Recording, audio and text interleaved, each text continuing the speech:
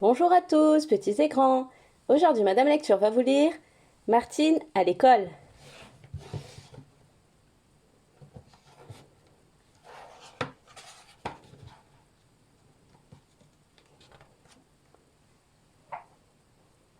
Lundi matin, les conversations sont animées dans la cour de l'école. Ce week-end, on a fait une énorme promenade à vélo. Moi, je suis restée à la maison. On s'est déguisé avec de vieux vêtements de mamie pendant que papa regardait la télévision. Montre ce que tu as dans ton panier, demande Martine à Stéphanie. C'est une souris blanche que j'ai gagnée à la foire. Une vraie? Martine n'a pas le temps d'interroger davantage son amie. La maîtresse appelle avec insistance les retardataires.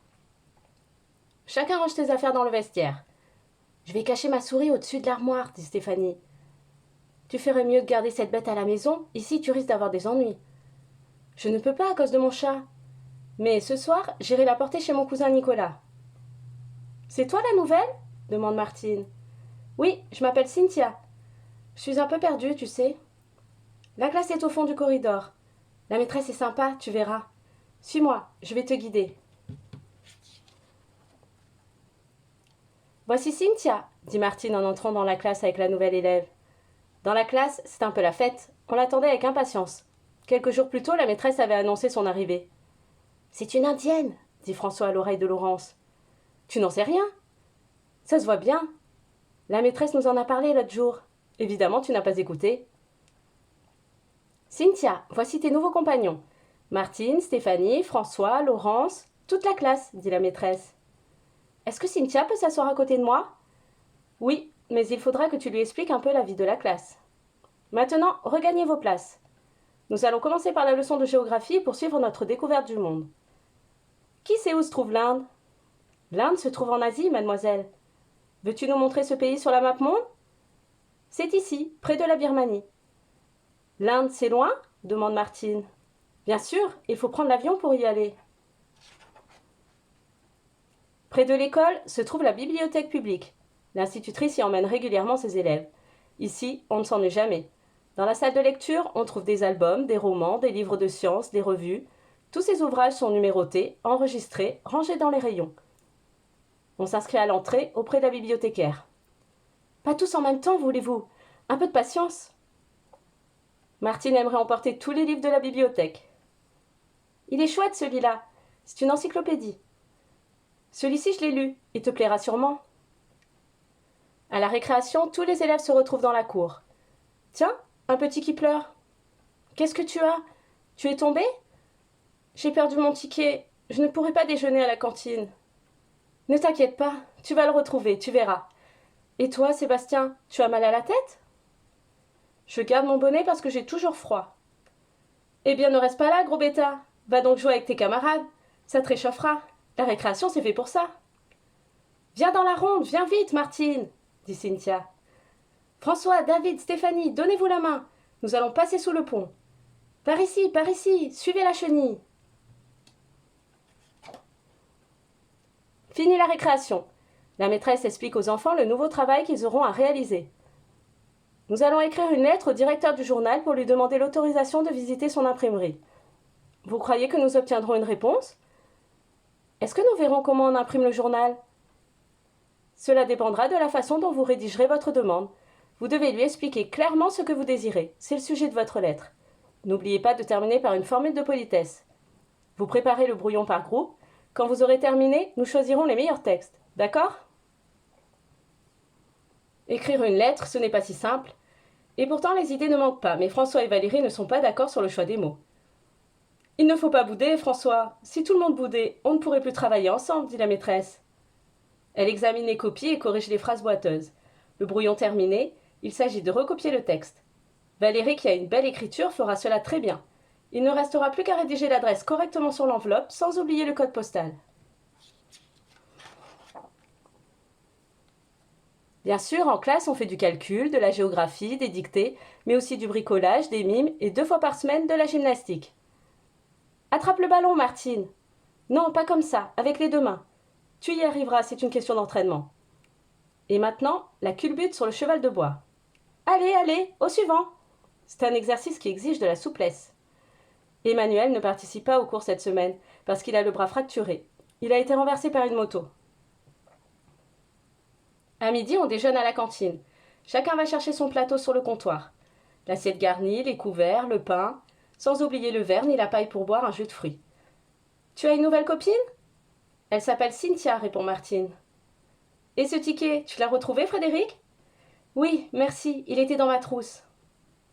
Ce garçon, que lui est-il arrivé? Il s'est fracturé le bras, il ne peut pas couper sa viande lui-même. Cet après-midi, la classe est très excitée.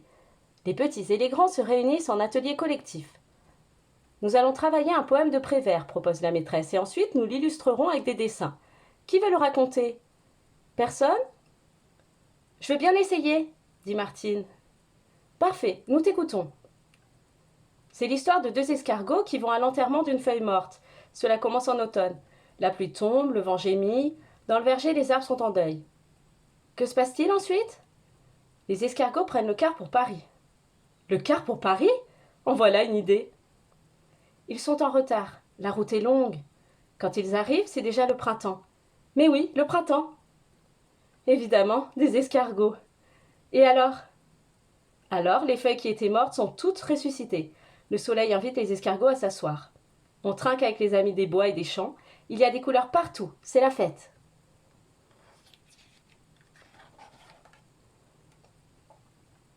Ainsi s'achève l'histoire des deux escargots.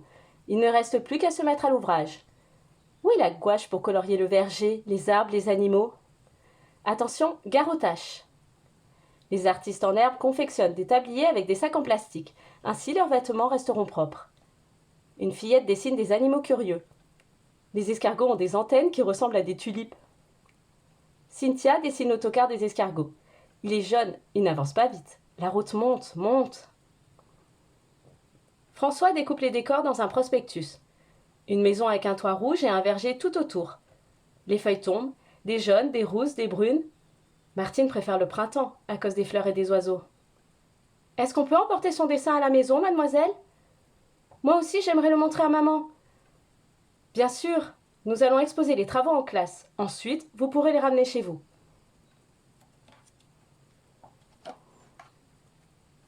Rangez tout dans vos cartons et rincez vos pinceaux. Il fait un temps magnifique. Profitez-en pour descendre à la rivière. Nous observerons ce qui se passe au bord de l'eau. Vous prendrez des notes dans votre cahier de rédaction. Est-ce qu'on pourra pêcher des épinoches, mademoiselle? Demande François. Et des grenouilles, ajoute Frédéric. J'en ai vu l'autre jour dans les roseaux. Elles ont des yeux comme des billes. Elles font des bulles et plongent pour attraper les insectes. Plouf! Il faudra les remettre à l'eau, sinon plus d'œufs, plus de grenouilles, dit la maîtresse. Pourvu qu'on trouve des têtards, nous les rapporterons à l'école. On les mettra dans l'aquarium et quand ils grandiront, nous les reverserons à la rivière. Les têtards sont amusants. Ils zigzaguent, ils frétillent, ils ne restent jamais tranquilles. Qui va nettoyer l'aquarium? Qui va renouveler l'eau régulièrement? Si personne ne le fait, les têtards vont manquer d'oxygène et ils mourront, rappelle l'institutrice. Nous ferons le nécessaire, c'est promis, dit Martine. La sonnerie retentit. C'est fini pour aujourd'hui. Les enfants rangent rapidement leurs affaires. Il ne faut rien oublier, surtout pas son journal de classe. Sinon, pas moyen de faire ses devoirs à la maison. Gare aux têtes en l'air. Les plus pressés sont déjà dehors. À la sortie de l'école, les parents attendent, des voitures font la file. Et alors, comment s'est passée cette première journée? S'informe la maman de Cynthia. Regarde, maman, c'est Martine, ma nouvelle amie, répond celle-ci. Les autres attendent le car. Les cartables s'entassent dans la cour de l'école. Stéphanie a récupéré son panier avec la souris blanche. Pourvu que Nicolas veuille bien la garder et qu'il ne la laisse pas échapper. Voici le car. Le chauffeur rassemble les élèves à coups d'avertisseur. Martine, le cartable sur le dos, enfourche sa bicyclette. Bonsoir. À demain, Cynthia. Elle est heureuse. Sa nouvelle copine a vraiment l'air sympathique. Au revoir, Martine. Surtout, n'oublie pas de déposer la lettre à la poste. La lettre au directeur du journal. L'histoire est finie.